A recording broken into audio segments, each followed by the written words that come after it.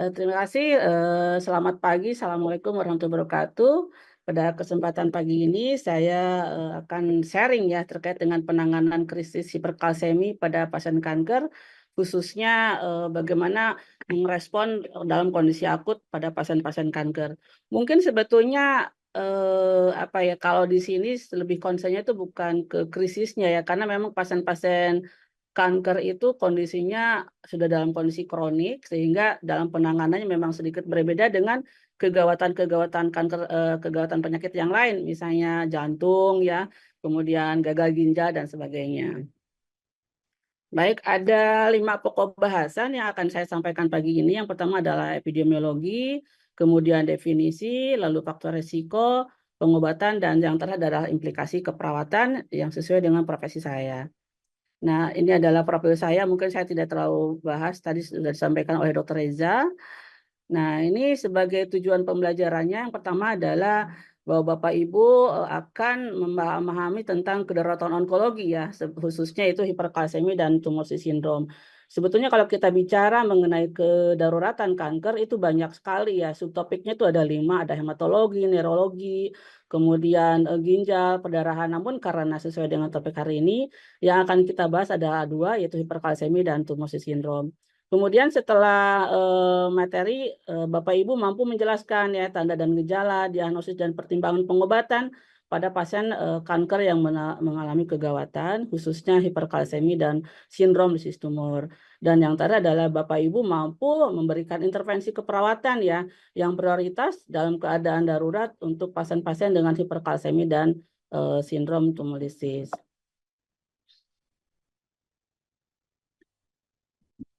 Nah, sebagai pendahuluan ada beberapa referensi yang saya ambil. Yang pertama adalah dari WHO, kemudian dari American Cancer Society, dan yang terakhir adalah Global Burden of Cancer, dan yang untuk Indonesia sendiri adalah riset kesehatan dasar.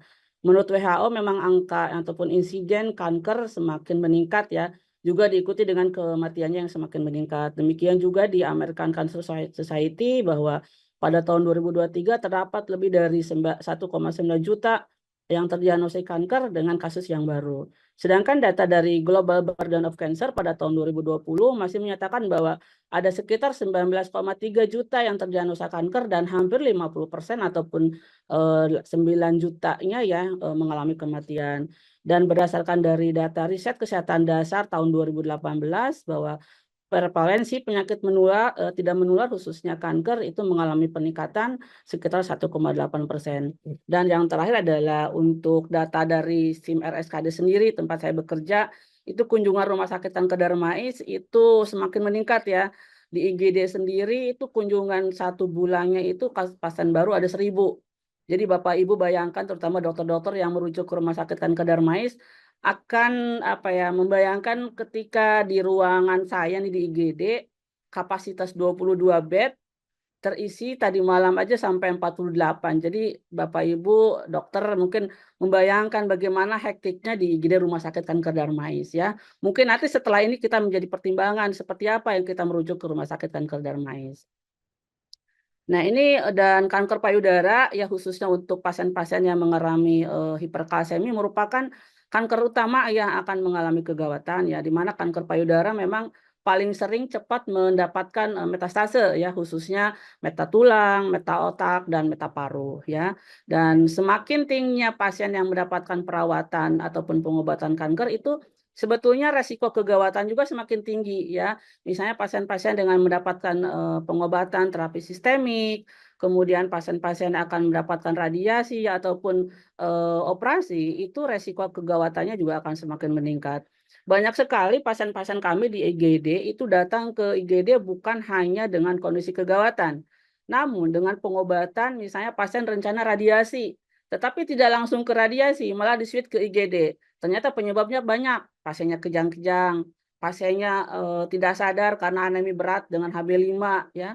Kemudian pasien mau ke poli, awalnya tujuannya ke poli namun tiba-tiba berubah kunjungan ke IGD karena ditemukan pasien kejang ataupun tiba-tiba apa namanya mengalami penurunan kesadaran. Itu adalah fenomena yang sering ditemukan di Rumah Sakit Pusat Kanker Darmais terkait dengan kegawatan kanker. Nah ini dengan hal seperti itu maka diharapkan akan lebih terinformasi lagi mengenai pengenalan dini, tanda dan gejala serta intervensi segera ya, dengan harapan bahwa kedaruratan kanker tidak selalu berujung dengan kematian.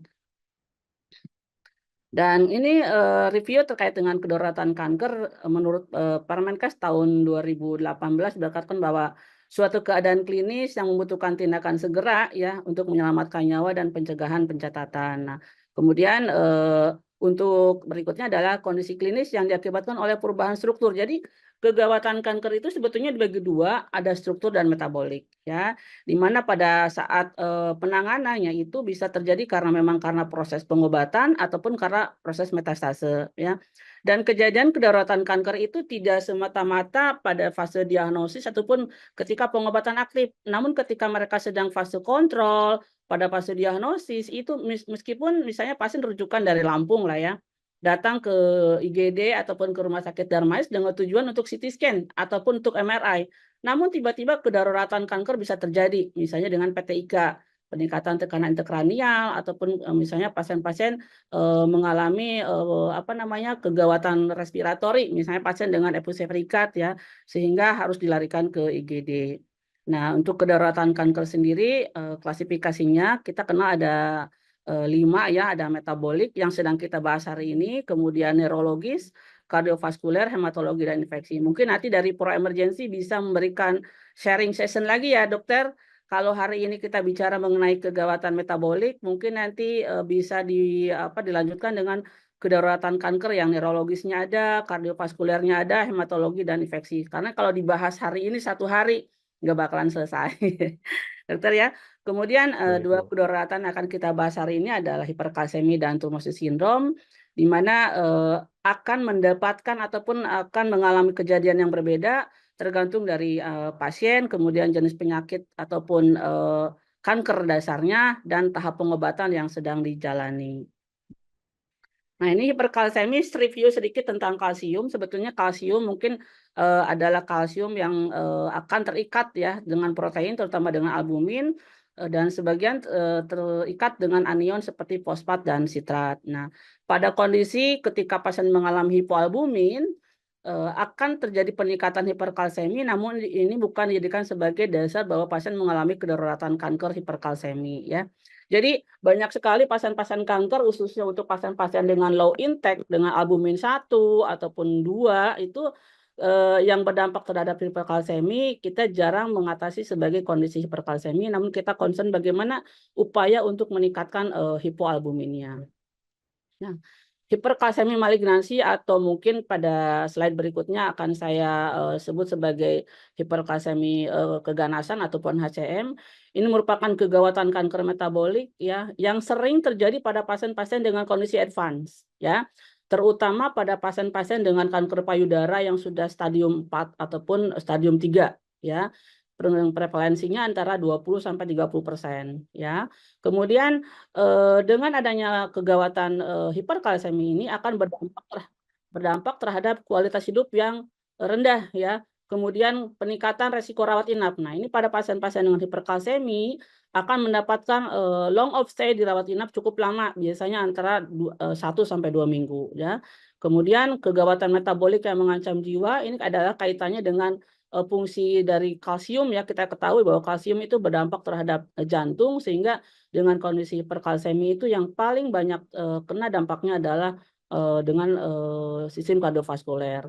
Nah, untuk pedoman tentang HCM sendiri sampai saat ini masih terbatas, namun beberapa referensi sudah membahas mengenai apa itu HCM ataupun hiperkalsemi pada kegawatan kanker. Nah, ini bila kita menemukan pasien dengan hiperkalsemi, itu menunjukkan bahwa terjadinya progresivitas keganasan. Memang jarang ditemukan pada pasien-pasien dengan hiperkalsemi pada stadium awal. Ya, umumnya pasien-pasien masuk ke ICU ataupun ke IGD hiperkalsemi di atas misalnya dengan nilai kalsium 19 itu banyak dengan metastase ataupun dengan stadium lanjut. Ya, banyak ditemukan hampir 20-30% pada pasien-pasien dengan kanker payudara dan paru-paru.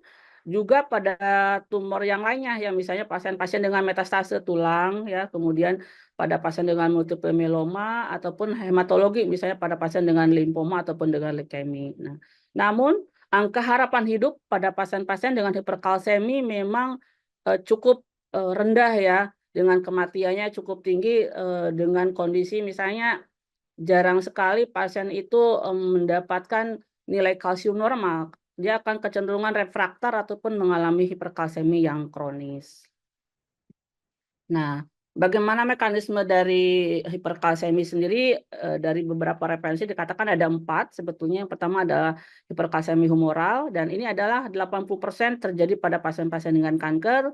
Juga ada hiperkalsemi osteolitik, ada karena sekresi vitamin D aktif ya, terutama pada pasien dengan limfoma, dan adanya sekresi hormon paratiroid, namun ini jarang terjadi. Nah, klasifikasi hiperkalsemi dari referensi mungkin Bapak Ibu nanti ataupun dokter akan mendapatkan yang berbeda. Namun angkanya hampir sama, tidak berbeda jauh. Misalnya pada hiperkalsemi ringan itu range-nya antara 10,5 sampai 11,9. Nah, pada pasien-pasien dengan hiperkalsemi kategori ringan ini masih simptomatik ya. Kadang pasien datang mungkin belum ada keluhan ya. Nah, untuk kategori yang sedang itu nilai kalsiumnya antara 12 sampai 13,9, disertai dengan keluhan, misalnya keluarganya mengatakan bahwa pasien sudah seminggu tidak mau makan, kemudian sering buang air kecil, kemudian polidipsi ya, lalu ada keluhan mual dan kadang disertai dengan muntah dan mengeluh konstipasi. Nah, pasien-pasien masuk ke IGD kadang sering ditemukan ketika hiperkalsemi itu sudah tidak mau makan, kemudian mual, lemas, dilaporkan 13 hari tidak buang air besar ya. Kemudian untuk hiperkalsemi berat itu dengan nilai di atas 14 itu seringnya pasien dalam kondisi gelisah ya, masuk ke IGD itu dengan kondisi gelisah dan tidak sadar. Nah, ini kadang yang membuat penanganan untuk pencegahan risiko jatuhnya cukup lebih perhatian ya. Karena pasien kecenderungan gelisah teriak-teriak seperti itu. Kalau misalnya dengan kalsium 19. Nah, untuk tanda dan gejalanya mungkin Bapak Ibu ataupun dokter sudah pernah mengenal namanya mnemonik hiperkalsemi ya. Yang pertama adalah BONS. Pasien akan mengeluh nyeri tulang ataupun ketika pasien masuk ke IGD sudah mendapatkan terapi analgetik namun keluhan nyeri masih ada. Ya, kemudian diduga ada fraktur patologis. Lalu pasien dengan groundnya ada mengeluh mual dan muntah ya. Lalu untuk stone-nya ada batu ginjal, kecenderungan pasien akan mengalami masalah di daerah perkemihan. Kemudian untuk mons-nya Malaysia kelemahan. Nah, pasien dilaporkan oleh keluarganya tidak bisa bangun, kemudian pergerakan terbatas, kebutuhan sehari-hari dibantu. Nah, untuk psikiatrik overtone itu kadang pasien mengalami kebingungan ataupun depresi. Nah, ini hal-hal yang seperti ini kadang tidak teridentifikasi dengan baik oleh keluarga. Makanya jalur terakhir adalah membawa pasien ke rumah sakit untuk penatalaksanaan lebih lanjut, khususnya ke ruang IGD. Nah, ini untuk gejalanya ya tadi sudah disampaikan sebelumnya, ada gejala ringan, ada sedang, dan berat. Nah, yang paling kita perhatikan adalah ketika pasien mengalami kondisi berat ya, irama EKG-nya mengalami aritmi, kadang pasien tidak sadar, kejang-kejang seperti itu. Nah, untuk manifestasi klinis ada beberapa organ yang terkena dampak dari hiperkalsemi ya. Pertama adalah ginjal, tadi seperti disampaikan bahwa akan mengalami poliuri, polidipsi, dehidrasi ya, kemudian nefrolitiasis, lalu akan berlanjut dengan kondisi gagal ginjal. Untuk manifestasi gastrointestinal itu ada keluhan anoreksia, nyeri perut, mual muntah, dispepsia, kemudian konstipasi yang sangat khas sekali. Nah, untuk manifestasi neuromuskular itu ada gangguan terkait dengan kejiwaan ataupun kesadaran ya. Ada depresi, ada terlihat lesu, disfungsi kognitif atau penurunan kesadaran. Kadang sampai GCS-nya sampai di bawah 7, lalu pasien dikeluhkan mudah lelah. Nah, untuk manifestasi jantung, ketika pasien dipasang monitor, terlihat gambaran EKG aritmi, yaitu interval QT memendek. Kadang ada blok ya, interval P ke gelombang QRS, juga diikuti oleh bradiaritmia dan diikuti dengan tanda-tanda hipertensi yang unspesifik. Nah, ini adalah guideline ya bagaimana penata laksanaan gagal ginjal ataupun efek dari hiperkalsemi terkait dengan keganasan berdasarkan dari kidney disease Improving Global Outcome ini merupakan untuk organisasi internasional terkait dengan gagal ginjal, di mana pasien-pasien dengan hiperkalsemi ada 4 organ yang akan terkena, yaitu ada kardiovaskuler ya, pasien akan mengalami gambaran abnormal EKG, kemudian dalam kondisi hiperkalsemi kronik akan mengalami masalah di renal ya, di mana diikuti dengan kondisi poliuri, lalu berlanjut dengan akut kidney injury dan akhirnya berlanjut dengan CKD ataupun chronic kidney injury ya. Lalu di dalam masalah digestif, pasien akan mengeluh nyeri perut ya, kemudian ada akut pankreatitis, dan untuk neurologi yaitu yang terkena adalah tingkat kesadaran. Umumnya pasien-pasien masuk dengan kondisi tidak sadar ataupun dengan GCS antara 7 sampai 11. Nah, untuk diagnosis karena hiperkalsemi, maka diagnosis yang pertama adalah dengan pemeriksaan kalsium serum ya. Lalu dilakukan pemeriksaan EKG ataupun dipasang monitor ya. Akan terlihat seperti blok jantung, pemendekan interval QT, kemudian adanya segmen ST yang memendek dan interval PR yang memanjang. Dan untuk pengobatan berdasarkan ringan beratnya keparahan, untuk kalsium ringan mungkin hiperkalsemi ringan sekitar 10 sampai 12, kadang pasien asimptomatik ya. Nah, pasien-pasien seperti ini di tempat kami tidak membutuhkan perawatan rawat inap. Setelah ditata laksana misalnya hidrasi 1 hari, pasien bisa dinyatakan rawat jalan ataupun boleh pulang dengan follow up pemeriksaan kalsium 2 hari berikutnya. Nah, untuk kondisi hiperkalsemi ringan itu dengan nilai antara 12 sampai 14 bisa terjadi secara kronik ya, misalnya pasien dengan kondisi 12 tapi ternyata setelah seminggu yang lalu masuk ke IGD, minggu berikutnya dengan keluhan yang sama, lalu kita lakukan pemeriksaan kalsium masih dengan angka 12 sampai 14. Nah, ini setelah hidrasi di IGD, bila tidak ada gejala ataupun keluhan yang berat, maka pasien boleh rawat jalan. Namun bila terjadi secara tiba-tiba, artinya tidak ada keluhan hiperkalsemi sebelumnya, ketika kita melakukan pemeriksaan laboratorium ya di histori, misalnya kebetulan di tempat saya sudah menggunakan IMR, tidak ada riwayat hiperkalsemi sebelumnya, maka penanganannya adalah seperti penanganan hiperkalsemi berat ya, bisa di IGD mungkin untuk dirujuk ke ataupun dirawat inap. Nah, untuk hiperkalsemi berat disertai dengan gejala-gejala yang berat seperti tadi ya, masalah irama jantung, maka pasien akan direfer untuk ke perawatan rawat inap. Nah, untuk hidrasi sebetulnya ada 3 penata laksanaan dalam hiperkalsemi, yaitu pertama hidrasi, kemudian farmakologi, dan yang terakhir adalah dialisis. Nah, untuk hidrasi pilihan utama ya. Jadi ketika pasien-pasien mengalami hiperkalsemi, yang pertama diberikan adalah hidrasi dengan cairan NaCl 0,9%. Misalnya berikan NaCl 4 jam ataupun 6 jam per kolf ya. Nah, untuk kecepatan memang saat ini belum ada, tapi kita umumnya memberikan antara 2 sampai 3 liter per pemberian ya dalam 1 hari. Kemudian yang perlu diwaspadai adalah pemantauan dari efek samping pemberian cairan yang diberikan secara agresif ya.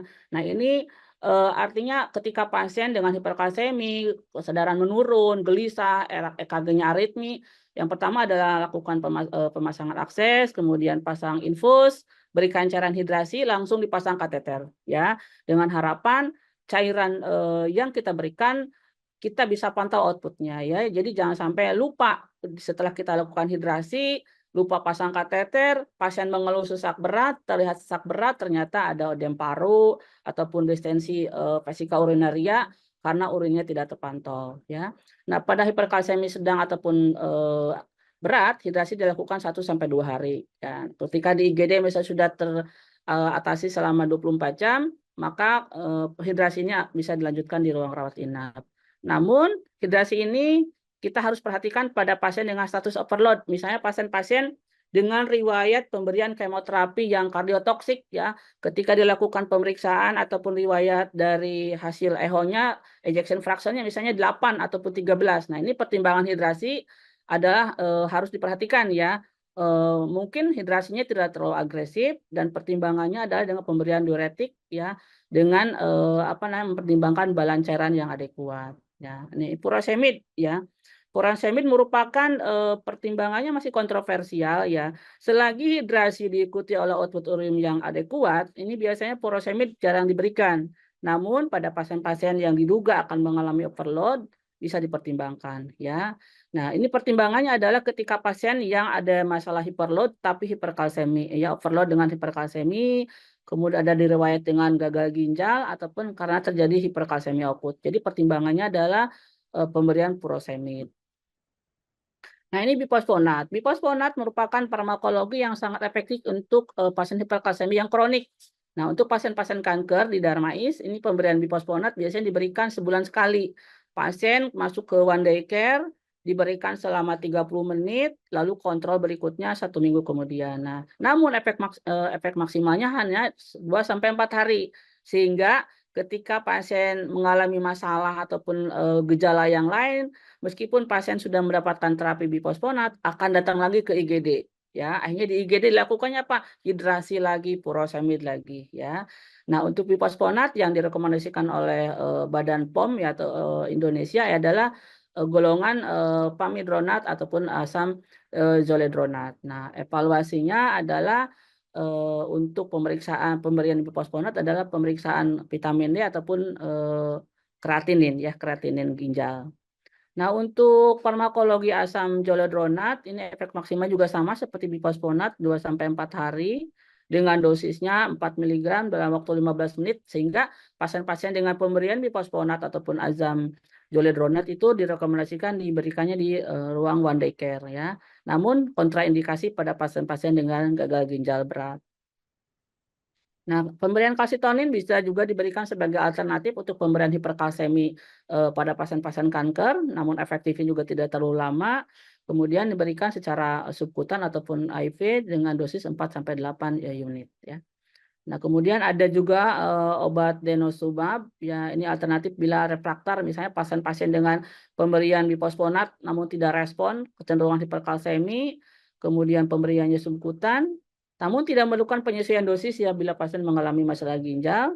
Kontraindikasinya adalah pemeriksaan kreatinin dengan nilai lebih dari 4,5 dan efek sampingnya adalah osteonekrosis ya. Nah, pemberian steroid juga bisa dijadikan sebagai pertimbangan ketika pasien-pasien mengalami hiperkalsemi pada pasien kanker ya. Kemudian dosisnya juga sama seperti dosis hidrokortison. Nah, dan yang terakhir adalah hemodialisis. Jadi ketika pasien-pasien mengalami kegawatan hiperkalsemi setelah hidrasi tidak respon, pemberian farmakologi juga bolak-balik masuk ke IGD, alternatif terakhir adalah dengan dilakukan hemodialisa ya. Ini sangat efektif, kemudian bisa juga untuk mengatasi overload-nya dan ketika ada pasien dengan riwayat gagal ginjal. Nah, ini secara apa namanya, secara map bagaimana pelaksanaan pasien-pasien dengan hiperkalsemi bisa dilihat dari web ini ya, dari map ini bagaimana hiperkalsemi berat, sedang dan ringan dari pemilihan hidrasi, kemudian pemberian farmakologi ataupun dengan pemantauan yang terkait dengan efek samping dari obat-obatan. Nah, ini ketidakstabilan terapi. Nah, bagaimana ketidakberhasilan terapi itu sebetulnya karena apa? Nah, ini ada tiga elemen sebetulnya yang kadang membuat, aduh dikasih nggak hidrasi atau enggak ya. Nah, kadang tuh saya sering banget di IGD ya fenomena seperti itu. Ragu-ragu dalam pemberian resusitasi. Ragu-ragu kasih nggak ya, berapa ya? Nah, itu karena memang belum ada protap yang pasti ya. Namun umumnya diberikan adalah di tempat saya adalah 6 jam per kolab. Kemudian menunda pemberian cairan. Ya, nanti dulu deh, coba kita berikan per 12 jam dulu ya, misalnya karena ragu-ragu lalu kita tunda dan terlambat dalam tindakan. Sebetulnya kata-kata ragu-ragu, menunda dan terlambat adalah hampir sama yang akan menyebabkan ketidakberhasilan terapi ketika pasien-pasien mengalami kegawat daruratan kanker hiperkalsemi. Nah, sebagai perawat, apa fokus kita dalam pelaksanaan intervensi keperawatan ya? Kita harus bisa mengidentifikasi pasien-pasien yang beresiko mengalami hiperkalsemi. Ya, kebetulan saya memang karena dinasnya di rumah sakit kanker Darmais yang 100% adalah pasien kanker, kadang kita bisa tahu, si Amamai pasti hiperkalsemi. Jadi kata-kata tektok seperti itu yang kadang membuat sense of apa ya, kegawatannya sudah kita kenal ya. Kemudian tanda-tanda hiperkalsemi, misalnya pasien datang dengan bukan tumor brain, tapi dengan penurunan kesadaran, siamamai. Kita ada dua nih. Oh, jangan-jangan hiperkalsemi. Lakukan pemeriksaan elektrolit ya. Kemudian berikan terapi cairan, misalnya instruksi dokter ya, 4 jam per kolep, 6 jam per kolep. Lalu pantau, jangan lupa setelah kita melakukan hidrasi, kita pantau elektrolit dan albumin juga urium ya untuk melihat efektivitas ataupun melihat evaluasi dari pengobatan yang sudah kita berikan. Kemudian monitor tanda-tanda vital. Nah, ini wajib ketika pasien-pasien mengalami hiperkalsemi dipasang monitor ya. Dan umumnya di tempat saya di IGD itu akan ditempatkan di posisi yang zoom out dengan nurse session ya. Kalaupun di ruang resusnya penuh itu biasanya kita posisikan pasien di ruang yang benar-benar terlihat dari ruang dari nurse session. Kemudian evaluasi keluhan nyeri tulang, misalnya bila pasien sudah perbaikan kesadarannya, mungkin ada keluhan simptomatik yang lain, pasien mengeluh nyeri tidak nyaman. Nah, kadang pasien kan gelisah tuh sebetulnya banyak penyebabnya, apa karena hiperkalseminya, apa karena nyeri tulangnya ya. Kemudian observasi tanda-tanda kelebihan cairan yang tadi disampaikan ya. Ketika pasien dilakukan hidrasi, lakukan pemasangan kateter, kita pantau balan cairan. Jadi jangan sampai mendapatkan bonus komplikasi ya.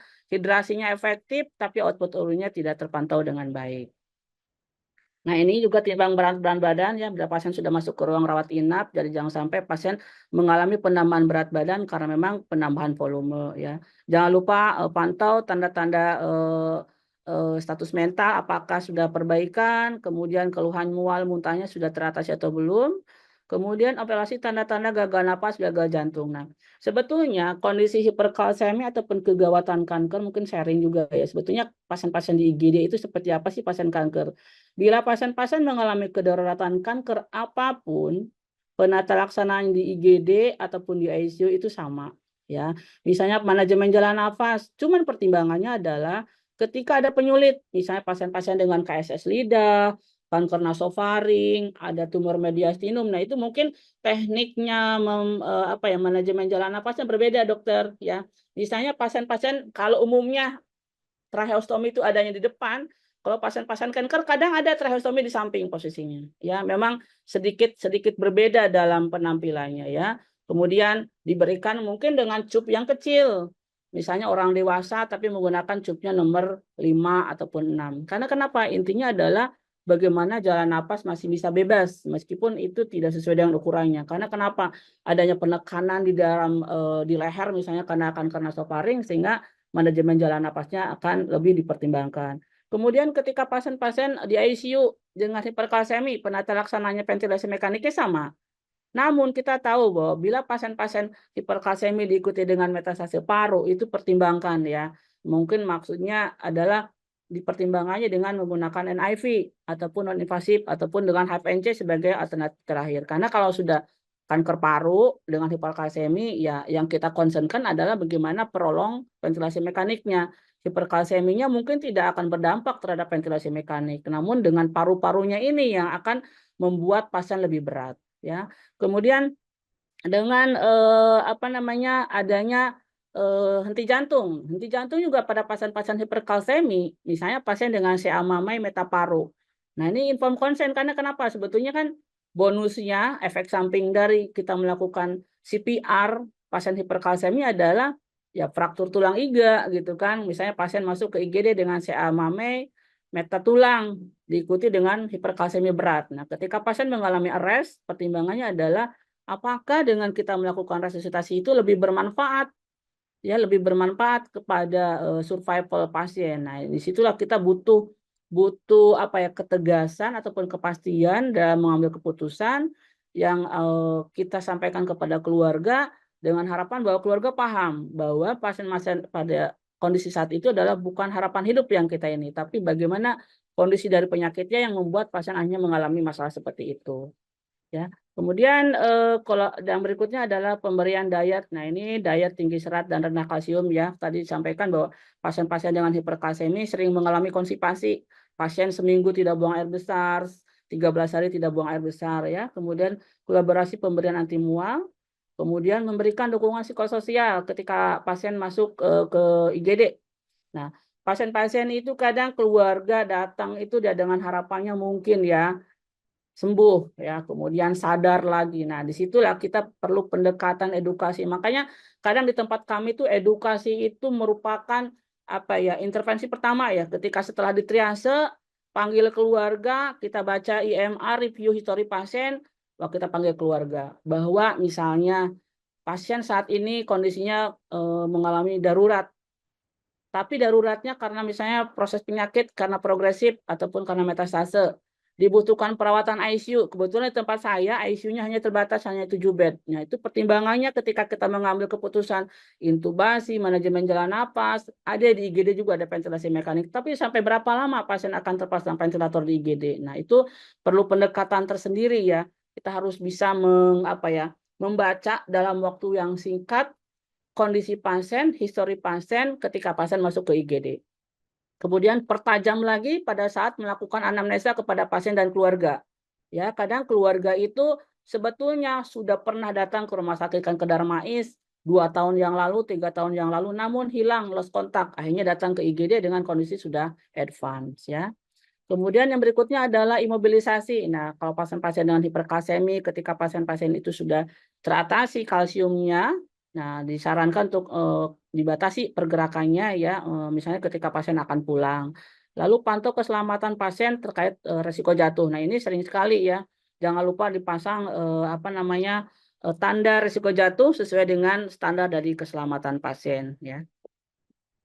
Yang berikutnya adalah fokus perawatnya ya, seiring dengan pengobatan penyakit kanker yang semakin tinggi ya, banyak teknologi-teknologi yang semakin lebih spesifik dalam pengobatan kanker. Nah, kelangsungan hidup dan prognosis juga semakin meningkat. Kemudian banyak pasien yang mengalami komplikasi ataupun kedaruratan akhirnya menyebabkan pasien membutuhkan perawatan ICU false. Artinya ya, kadang mungkin memang gagal napasnya ya gagal napas karena metastase ataupun karena kegawatan efusi perikard yang masif, kemudian efusi pleura yang masif. Nah, itu juga harus dipertimbangkan kapan perlu masuk ke ICU ya. Nah, kita mungkin teman-teman perawat yang ikut pada Zoom hari ini mungkin lebih concern lagi ya terkait dengan kegawatan kanker yang terjadi pada pasien-pasien kanker, dengan harapan setelah mengikuti Zoominar ini memahami ya tentang kegawatan kanker khususnya hiperkalsemi dan tumorsis sindrom, sehingga akan mendapatkan memberikan asuhan keperawatan yang optimal kepada pasien-pasien kanker. Nah, ini peran perawatnya yaitu yang pertama memahami riwayat kanker pasien. Nah, ini adalah hal yang sangat prioritas ya, sangat prioritas. Karena kenapa? Kalau kita tidak memahami riwayat kankernya, ya udah kita simptomatik kita atasin. Padahal kita sudah tahu bahwa pasien sebetulnya sudah lama mengalami kanker. Kemudian memahami riwayat pengobatan kanker. Nah, umumnya pasien-pasien kanker itu jarang mendapatkan pengobatan hanya satu. Kadang mereka sudah mengalami kemoterapi, sudah menjalani radiasi, sudah menjalani pembedahan. Nah, hal-hal seperti itu harus kita pahami ataupun kita ketahui. Kemudian memiliki pengetahuan dan keterampilan yang kompeten ya. Nah, tadi mungkin memahami mengenai kegawatan hiperkalsemi pada pasien-pasien kanker, kemudian dapat mengidentifikasi dan melakukan intervensi yang cepat ya dengan harapan kualitas hidup pasien akan lebih baik lagi dengan penanganan yang lebih cepat. Nah, ini edukasi ya. Edukasi pada pasien dan keluarga merupakan poin yang sangat penting ya untuk memberikan pemahaman ya kepada pasien dan keluarga bahwa kondisinya saat ini bukan sesuatu yang bisa kita atasi, artinya recovery-nya itu tidak akan segera ataupun harapan hidupnya juga mungkin tidak akan terlalu baik ya. Kemudian koordinasi dengan interdisiplin, misalnya kita konsultasi dengan DPJP, kemudian konsultasi dengan dokter spesialis bedah saraf ataupun dengan dokter neurologi ataupun penyakit dalam ya, karena memang kondisinya sudah sangat kompleks. Nah, ini pasien dan keluarga harus diinformasikan resiko kematian yang berhubungan dengan hiperkalsemi beratnya. Pasien-pasien misalnya dengan hiperkalsemi kronik datang ke IGD ya memang tidak mungkin juga dalam waktu 1 hari 2 hari akan menjadi nilai normal ya. Ini perlu diperhatikan juga, disampaikan kepada keluarga memang hiperkalsemi memang karena progresivitas penyakit bukan karena efek samping pengobatan. Nah, ini mungkin terima kasih dari saya Dr. Reja dan Bapak Ibu semua dokter sharing terkait dengan hiperkalsemi pada pasien-pasien kanker, khususnya pasien-pasien yang datang ke IGD Rumah Sakit Kanker Darmais. Bila ada yang kurang jelas, mungkin bisa kita diskusikan. Mohon maaf bila ada kesalahan dan yang, tidak dirasa. Demikian, terima kasih. Wassalamualaikum warahmatullahi wabarakatuh. Waalaikumsalam warahmatullahi wabarakatuh. Ya, terima kasih Bu Mamai untuk materi yang pertama, Bu. Saya rasa materinya sangat komprehensif dan sangat jelas, Bu ya, karena tadi Ibu menjelaskan mulai dari awal sampai akhir untuk penata pelaksanaan, khususnya bagi teman-teman perawat ya praktek sehari-hari ya, Bu ya. Di sini saya mau membuka sesi pertanyaan ya, Bu. Di sini mungkin kalau buat teman-teman sejawat semua, Bapak dan Ibu, bila ingin bertanya, bisa langsung di kolom chat, ataupun kalau ingin bertanya langsung, bisa menggunakan fitur raise hand. Jadi nanti kita akan membuka mic. Jadi Bapak dan Ibu bisa langsung bertanya melalui Zoom, melalui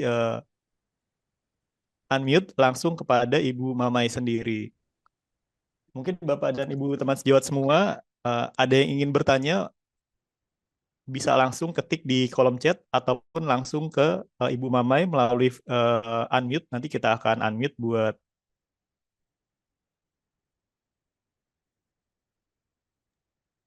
di sini mungkin kalau bisa saya simpulkan bahwa ternyata kejadian hiperkalsemi ini cukup sering dan cukup banyak dilakukan ya, ditemui dalam praktek kehidupan sehari-hari khususnya bagi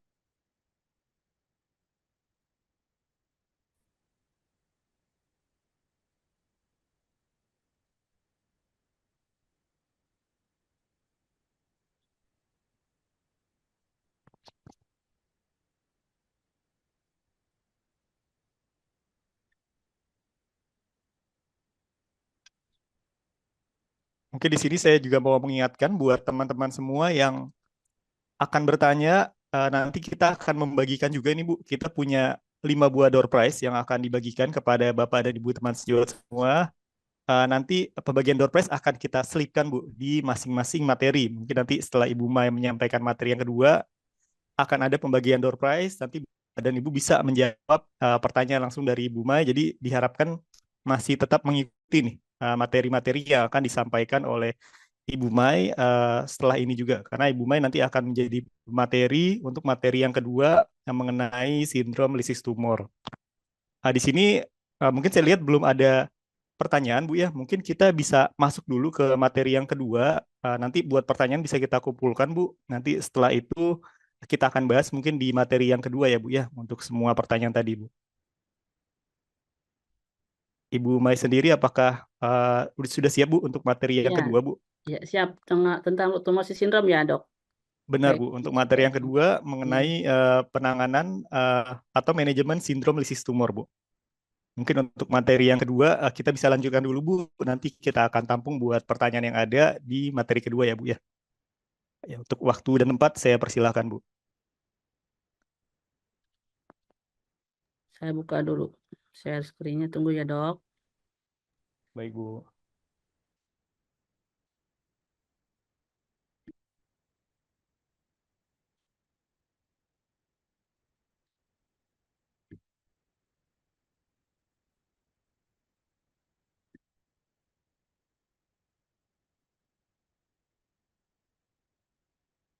Oke, tunggu. Mudah-mudahan langsung.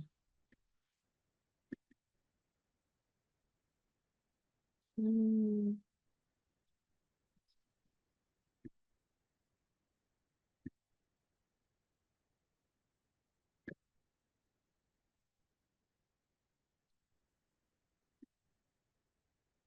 Sudah terlihat belum? Ini masih Sudah yang Bu, sudah tapi Oke. masih belum PowerPoint-nya Bu. Belum PowerPoint. Oke, Iya tunggu Bu. sebentar. Oke. Oke, sudah? Sudah Bu, terlihat Bu. Oke, siap. Terima sudah, Bu, kasih. sudah terlihat, Bu. Aduh, ini mudah-mudahan nggak bosen nih sama saya 2 jam ngebut 2 topik. Kalau yang tadi terkait hiperkalsemi, nah kalau yang ini adalah tumor sindrom. Kalau kita berbicara mengenai tumor sindrom adalah kondisi kegawatan yang terjadi pada pasien-pasien sedang ataupun pasca mendapatkan terapi sistemik. Nah, sekarang mungkin Bapak Ibu ataupun dokter kita jarang mengatakan kata-kata kemoterapi ya. Kita sekarang menyebutnya pengobatan terapi sistemik ya. Nah, ini outline yang akan kita bahas mengenai tumorsis sindrom dari keperawatan ya. Yang pertama adalah epidemiologinya, kemudian definisinya, faktor resiko, diagnosis, pengobatan, dan implikasi keperawatan. Mudah-mudahan yang disampaikan hari ini pada sesi kedua ini bisa menambahkan sedikit kewaspadaan dalam penanganan pasien-pasien kanker ya yang sedang menjalani pengobatan terapi sistemik ataupun kemoterapi. Nah, ini epidemiologinya sebetulnya dari beberapa referensi belum ada mengatakan secara yang pasti ya, namun tergantung dari jenis pengobatan dan jenis kankernya. Namun umumnya kondisi tumorsis sindrom ini banyak ditemukan pada pasien-pasien dengan kegawatan kanker darah ya ataupun dengan limfoma, khususnya pasien yang sedang menjalani pengobatan terapi sistemik yaitu ada pada ALL, pada AML ataupun pada non-Hodgkin limfoma ya. Meskipun sebetulnya dalam penata laksanaannya sudah mendapatkan profilaksis yang baik dalam misalnya di dalam protokolnya ya. Nanti kita akan bahas lebih lanjut lagi mengenai profilaksis pada pasien-pasien kanker yang sedang mendapatkan tata laksana kemoterapi. Nah, tumorsis sindrom merupakan kondisi kedaruratan kanker juga metabolik ya sama seperti hiperkalsemi, namun terjadi karena efek dari pengobatan ya umumnya pada pasien-pasien yang sedang mendapatkan pengobatan kemoterapi. Nah, kalau kedaruratan onkologi ataupun kedaruratan kanker adalah gambaran bahwa kanker mengalami progresivitas ya ataupun menjadi lebih agresif ya kondisi penyakitnya. Dengan harapan bahwa setelah mengikuti Juminar kali ini, pengenalan dini dan penanganan yang cepat dapat meningkatkan hasil dan kualitas hidup pasien lebih baik lagi ya. Jadi intinya kalau kita tahu ya mungkin kewaspadaan kita terhadap pasien akan lebih baik lagi ya. Jadi ketika kita memberikan kemoterapi ya tidak hanya sebatas memberikan kemoterapi kita tinggal, tapi kita juga tahu efek samping dari pengobatan kemoterapi, kedaruratan kankernya adalah mengalami tumorsis sindrom. Nah, ini definisi tumorsis sindrom adalah suatu kondisi ketika kemoterapi diberikan ya, sel tumor akan hancur dengan cepat karena secara sistemik, namun akan menyebabkan komponen-komponen intrasel akan keluar dari sel ya, di mana ditandai dengan adanya peningkatan kalium, fosfat, kemudian asam urat dan ureum. Namun ada komponen lain yaitu kalsium yang akan mengalami penurunan. Tumorsis sindrom biasanya terjadi onsetnya adalah 6 jam pasca kemoterapi diberikan ya. Ini terjadi juga pada pasien anak dan dewasa ya. Dijadikan sebagai efek samping dari pemberian agen sitostatika atau obat-obat kemoterapi bukan sebagai komplikasi ya. Dan lebih beresiko pada pengobatan yang target terapi ya. Kita ketahui sekarang ada kemoterapi itu ada imunoterapi, ada target terapi ya dan sering memerlukan perawatan intensif ya. Saya pernah pengalaman waktu itu sedang duty dinas malam, jam 4 pagi pasien sedang kemoterapi di ruangan VIP ya, dilaporkan mengeluh sesak berat, kemudian pasien terlihat gelisah, muka kemerahan, lalu saya bersama dokter jaga, coba kita pasang monitor, ternyata heart rate-nya sampai 180 kali per menit. Ternyata pasien sedang kemoterapi ya, akhirnya kita lapor ke dokter DPJP-nya, wah ini jangan-jangan waktu itu saya belum terinformasi mengenai tumorsis sindrom ya. Diberikan simptomatik, steroid, nebulizer tidak respon, lalu pasien dimasukkan ke ruang ICU, ditata laksana, alhamdulillah 3 hari kemudian pasien sudah eksubasi, akhirnya bisa pindah ke ruang rawat inap kembali. Nah, jadi yang perlu diperhatikan bahwa kondisi tumorsis sindrom itu seringnya berujung ke ruang rawat intensif ya kalau di tempat kami itu. Jadi memang perlu pemantauan dan pemahaman yang cukup tinggi terkait dengan tumorsis sindrom. Nah, ini kalau kita lihat dari patofisiologi tumorsis sindrom ya, ketika sel-sel kanker dibunuh ataupun dihancurkan melalui kemoterapi, ini akan terjadinya lisis ya, ada potasium, ada fosfor, asam urat. Bila tidak diikuti dengan hidrasi yang baik ataupun dengan profilaksis yang baik, akan terakumulasi ya di dalam tubuh pasien khususnya pada ginjal sehingga akan menyebabkan gagal ginjal gagal ginjal akut ya, sehingga akan mengalami tummosis sindrom. Namun bila diikuti dengan tata laksana ataupun profilaksis yang baik, akan tidak terjadi ya tummosis sindrom. Bila kita melihat dari patofisiologi tummosis sindrom dari gambar berikut ini. Nah, ini etiologinya banyak terjadi pada pasien-pasien leukemi ya, ataupun limfoma dan ataupun multiple myeloma. Namun bisa juga terjadi pada tumor-tumor padat ya, namun sensitif terhadap kemoterapi ataupun radiasi dan imunoterapi ya. Nah, ini faktor resikonya adalah tumor solid dengan pertumbuhan yang cepat, artinya selnya agresif. Kan sekarang kan pemeriksaan patologi itu kadang tidak hanya sebatas patologi aja ya, diikuti dengan pemeriksaan imunohistokimia. Nah, kita juga bisa melihat misalnya progresivitas dari sel-sel kanker akan terlihat dari hasil imunohistokimia dan ada riwayat pasien dengan gagal ginjal. Nah, tanda dan gejalanya ketika pasien sedang diberikan terapi sistemik bisa terjadi onsetnya 6 jam ataupun bisa 24 atau 48 jam setelah pemberian kemo ya. Disertai adalah kelemahan, kemudian mual, muntah, penurunan produksi urin ya, tachikardi, dyspnea dan perubahan yang lainnya nih. Ketika pasien-pasien masuk ke IGD itu ada 3 sebetulnya penyebab pasien masuk ke IGD. Yang pertama, baru pulang dari rawat inap, kadang di tempat saya nih ya. Baru pulang dari rawat inap jam 11 siang. Jam 4 sore sudah masuk lagi ke IGD. Ternyata setelah kita tanya, setelah tindakan itu habis kemoterapi misalnya. Ada juga misalnya jam 11 sehari sebelumnya habis pulang dengan perbaikan keadaan umum gitu kan. Masuk lagi ke IGD. Jadi siklusnya adalah rawat inap, rumah IGD, rawat inap, rumah IGD. Ya kadang belum sampai ke rumah sudah balik lagi. Itulah bedanya kanker ya. Jadi sehingga tingkat hunian di IGD tempat saya itu tadi saya sampaikan kapasitas 24, pasiennya bisa sampai 52 sampai 48, bayangkan. Makanya itu resiko insiden laporan keselamatan pasien terutama identifikasi pasien. Makanya saya sangat concern banget terhadap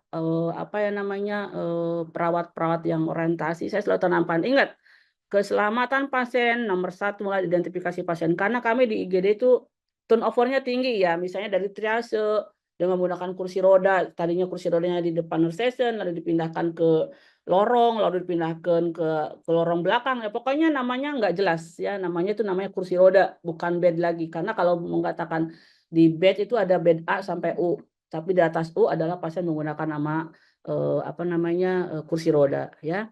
Jadi memang pasien-pasien dengan kanker itu perlu kesabaran, kemudian kita juga sebagai tenaga kesehatannya juga harus memahami dengan baik ya kondisi pasien itu masuk ke IGD karena apa, masuk ke ICU karena apa. Jadi nggak terlalu kita berharap banyak ya dengan kondisi yang gawat yang masuk ke IGD, karena memang umumnya pasien masuk ke IGD itu dengan kondisi metastase, jarang murni ya. Kecuali pasien pas kemoterapi misalnya karena PBD neutropenia, oke lah, mungkin itu harapan hidupnya lebih baik. Kemudian pasien dengan hiperleukositosis masuk ke IGD itu prioritas juga masuk ke ICU. Tapi kalau misalnya pasien-pasien dengan stadium lanjut itu menjadi pertimbangan. Itu mungkin sedikit sharing ya bagaimana pasien-pasien kanker yang masuk ke kondisi akut masuk ke IGD Rumah Sakit Kanker Darmais ya.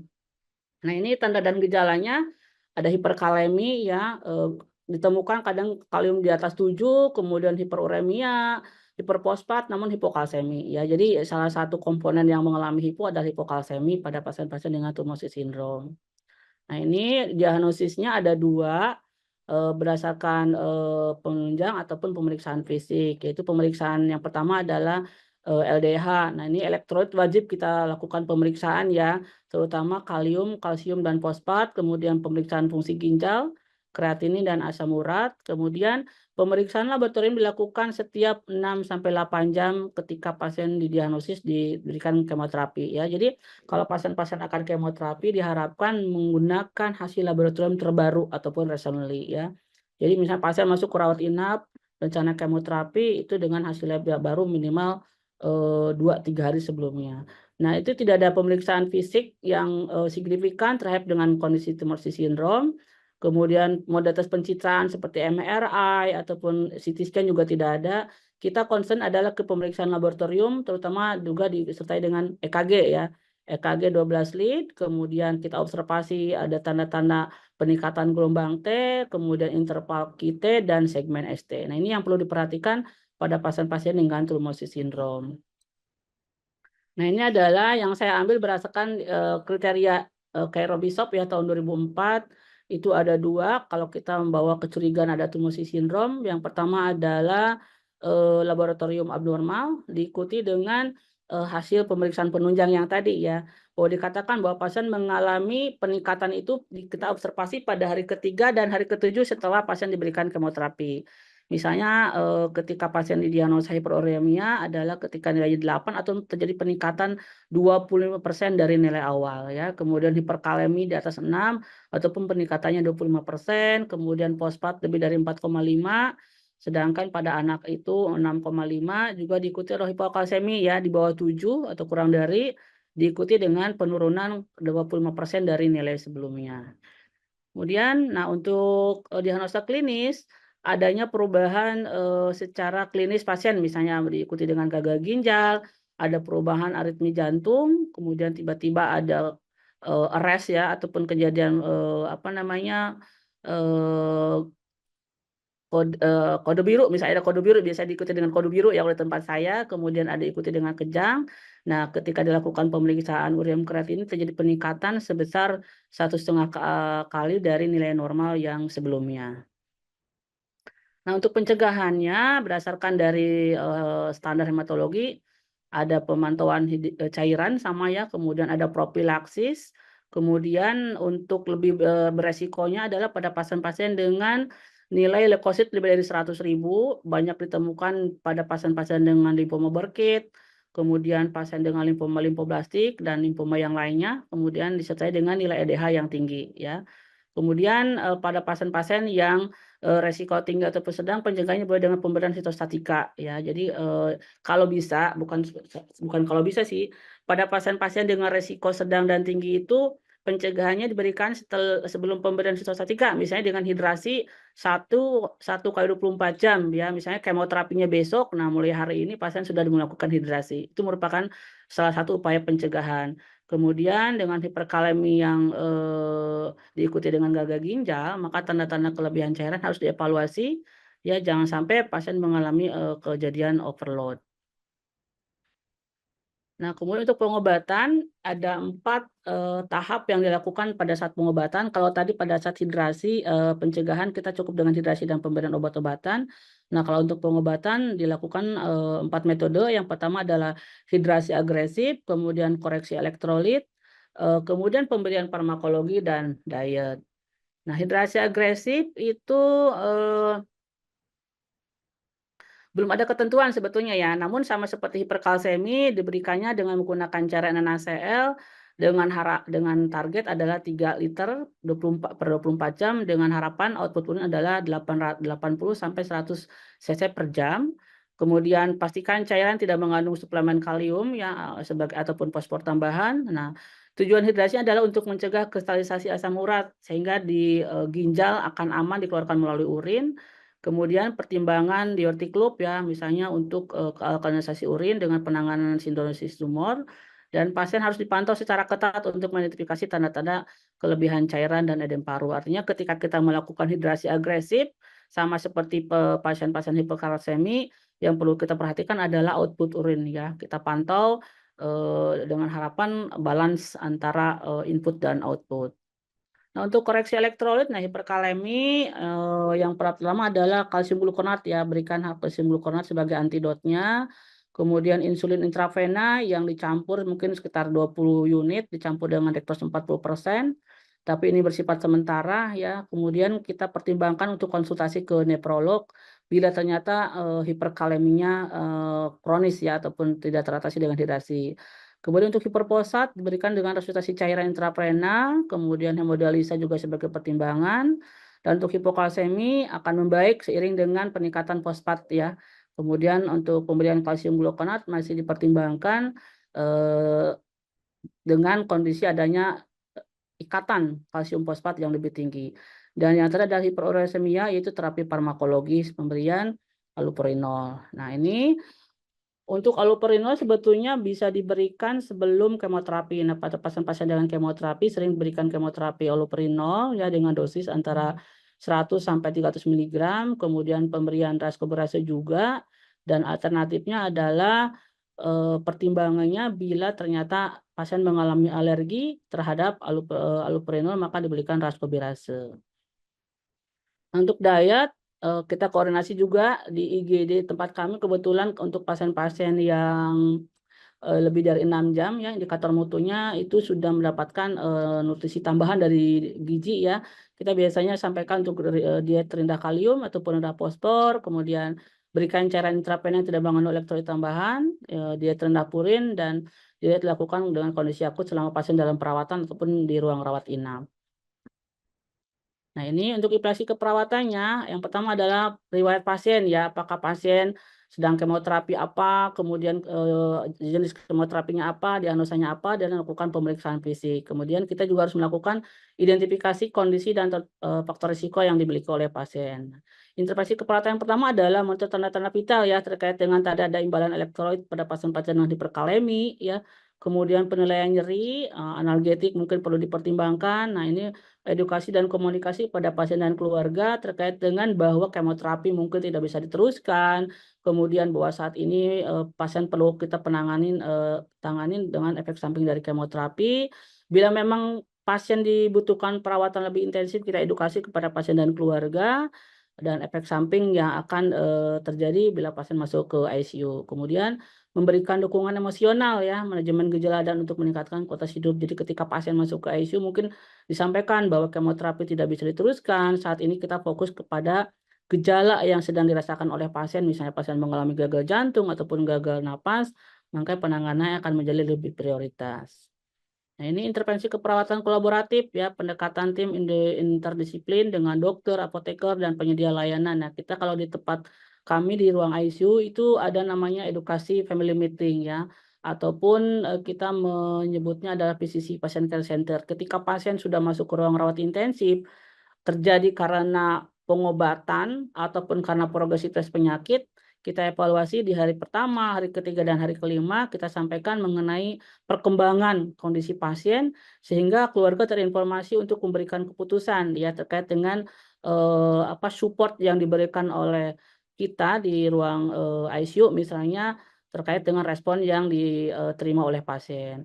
Kemudian lakukan komunikasi dengan penyedia layanan kesehatan yang memberikan informasi terkait tentang kondisi pasien, rencana. Nah, ini adalah ketika kita tim kesehatan akan melakukan edukasi pada keluarga sehari sebelumnya kita akan melakukan pertemuan ya, sehingga didapatkan kata mufakat, siapa kaptennya, kemudian informasinya sebatas mana, misalnya dari dokter parunya seperti apa, intensivisnya sebagai kapten seperti apa, kemudian KHOM-nya sebagai penanggung jawab seperti apa. Nah, ini adalah modal informasi yang akan diberikan kepada pasien dan keluarga sehingga paham terkait dengan kondisi pasien terbaru. Nah, untuk fokus perawatan pada pasien-pasien dengan tummosis sindrom pertama adalah akses ya. Kita ketahui akses infus ini merupakan paling penting masuk ke IGD, masuk ke ICU, ruang perawatan. Pasien-pasien dengan kanker umumnya pembuluh darahnya sudah keras, sudah rapuh, sudah macam-macam lah. Artinya ini butuh keterampilan keterampilan tingkat tinggi untuk memasang infus. Nah, sering sekali pada pasien-pasien di tempat kami itu pertimbangan untuk pemasangan akses sentral itu lebih tinggi, misalnya pemasangan PICC, pemasangan CVC ataupun port CAT itu menjadi pilihan ketika pasien akan mendapatkan tindakan berulang khususnya pengobatan terapi sistemik. Kemudian monitoring kardiovaskuler ya terhadap misalnya pasien-pasien dengan diberikan kemoterapi yang sifatnya kardiotoksik ataupun beresiko mengalami tummosis sindrom, kita pasang monitor. Jadi di tempat kami itu ada ada kriteria tertentu ya kapan pasien dibutuhkan monitor, kadang tidak ya terkait dengan efek sampingnya. Kemudian pemeriksaan fisik. Nah, ketika pasien dilakukan hidrasi, auskultasi paru, mungkin ada ronhi ataukah tanda-tanda overload ya. Kemudian efek samping, misalnya pasien ternyata setelah diberikan allopurinol kita mendapatkan keluhan adanya ruam ya ataupun ulkos. Nah, jangan sampai pasien mengalami hal-hal yang alergi yang tidak teridentifikasi. Menerapkan standar keselamatan pasien ya, dari mulai standar keselamatan identifikasi pasien sampai penanganan resiko jatuh. Nah, mungkin take home message-nya adalah bahwa kita sebagai tenaga kesehatan, khususnya teman-teman perawat ya, kita harus bisa mengidentifikasi kemungkinan komplikasi yang akan terjadi pada pasien-pasien dengan tumor sindrom. Kemudian mengenal dengan kompeten ya mengenai kedaruratan hiperkalsemi dan tumor sindrom, melakukan pengkajian secara menyeluruh. Kita harus tahu bahwa pasien seperti apa hiperkalsemi, kemudian laboratorium penunjang apa yang menunjang bahwa pasien mengalami tumor sindrom, kemudian memberikan intervensi yang segera ya, jangan menunda ataupun ragu-ragu untuk melakukan hidrasi. Kemudian mengenal lebih dini terhadap kedaruratan kanker merupakan peluang untuk keberhasilan terapi ataupun penanganan yang akan diberikan kepada pasien. Dan ini insidennya juga masih bervariasi, kemudian kita juga harus memahami mengenai sindrom tumor sindrom ataupun hiperkalsemi dengan baik, dengan tanda-tandanya. Kemudian penata laksananya kita harus mengenal mengenai pencegahan dan pengobatan ya tadi pada tumor sindrom ada pengobatan ataupun pencegahan. Dan kita ketahui bahwa perawatan intensif merupakan terapi suportif, bukan terapi kuratif yang menjadi pertimbangan apabila pasien mengalami kegawatan kanker. Nah, ini adalah referensi yang saya ambil sebagai referensi pada 2 topik yang saya sampaikan pagi ini.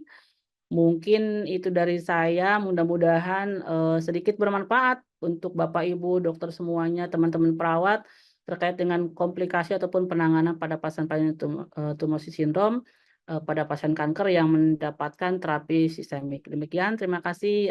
Wassalamualaikum warahmatullahi wabarakatuh. Dokter Reza, silakan.